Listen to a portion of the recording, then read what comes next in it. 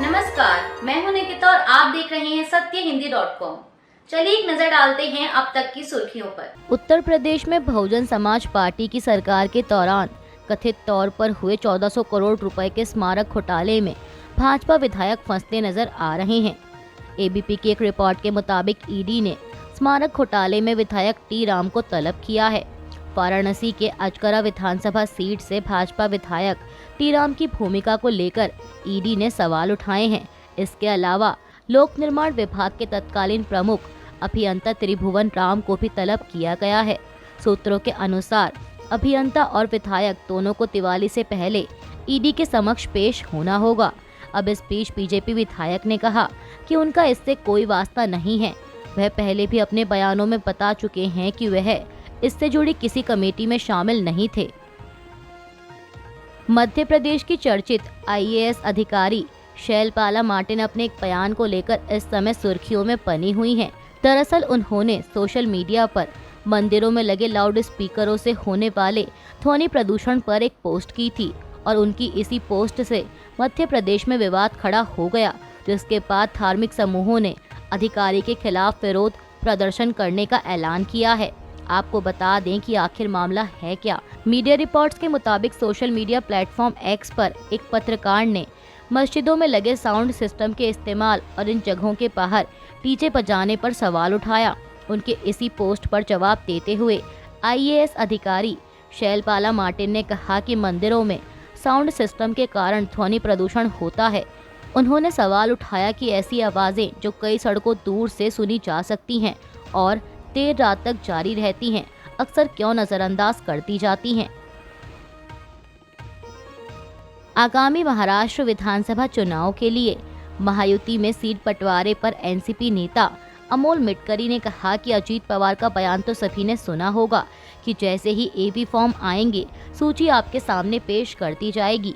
मेरा मानना है कि शाम 7 से 8 बजे तक सब कुछ स्पष्ट हो जाएगा। 40 नामों की पहली सूची जो हमें पहले ही मिल चुकी है जारी कर दी जाएगी।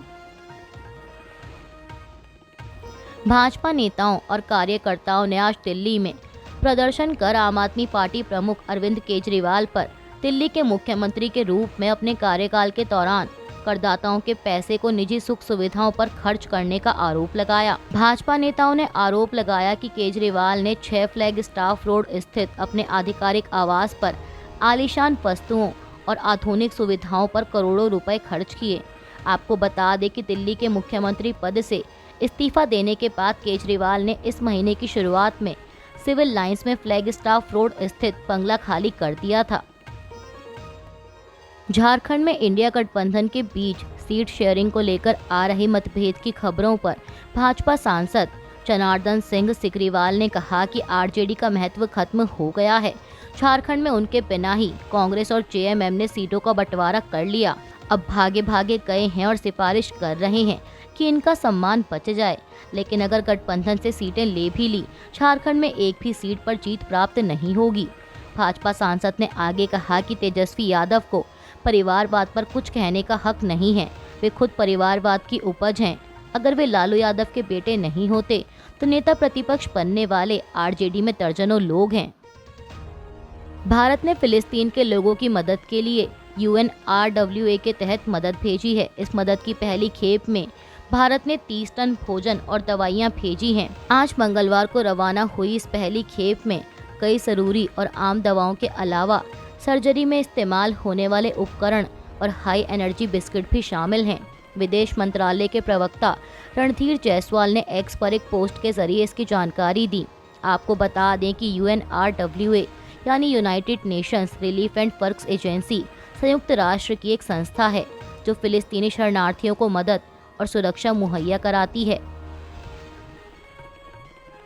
देश की राजधानी दिल्ली में हवा की गुणवत्ता लगातार बिगड़ती जा रही है। मंगलवार की सुबह भी दिल्ली की अधिकतर जगहों पर हवा की गुणवत्ता बेहद खराब स्थिति में ही दर्ज की गई। मंगलवार को दिल्ली का AQI 318 है, जो कि बेहद खराब की श्रेणी में आता है। राजधानी दिल्ली की खास जगहों की बात करें तो लोधी रोड में मंगलवार की सुबह AQI 278 रहा, जबकि आनंद विहार में 387, रोहिणी में 356, पंजाबी बाग में 352, IGI एयरपोर्ट के इलाके में 320 और ITO में हवा की गुणवत्ता 293 दर्ज की गई। इस बीच दिल्ली के पर्यावरण मंत्री गोपाल राय ने समाचार एजेंसी PTI से बातचीत में कहा कि हवा की रफ्तार कम होने की वजह से दिल्ली ही नहीं पूरे देश में प्रदूषण का स्तर बढ़ रहा है।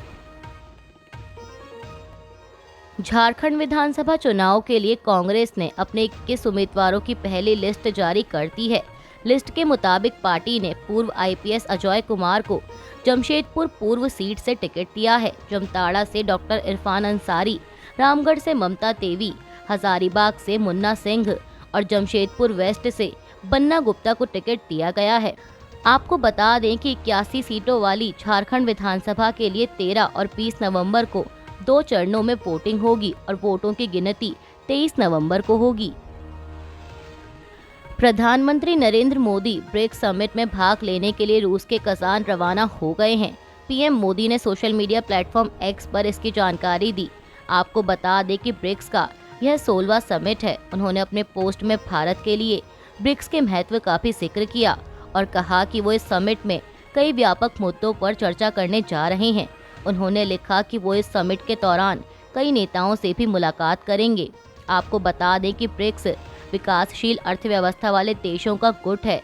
ब्रिक्स में ब्राजील, रूस, भारत, चीन और साउथ अफ्रीका शामिल हैं। झारखंड विधानसभा चुनाव से पहले भाजपा के 2 पूर्व विधायक लुइस मरांडी और कुणाल सारंगी हेमंत सोरेन के नेतृत्व वाली झारखंड मुक्ति मोर्चा में शामिल हो गए हैं। पूर्व भाजपा नेता लुइस मरांडी ने JMM में शामिल होने पर कहा कि हमने भाजपा को बहुत लंबा समय दिया, पार्टी की सेवा की, पार्टी के हर निर्देश को बहुत ईमानदारी से पालन किया, लेकिन चुनाव के समय पार्टी ने कहा कि हमें बरहेट से चुनाव लड़ना है। हमने दुमका को 24 साल दिए हैं, हम बरहेट से चुनाव कैसे लड़ेंगे?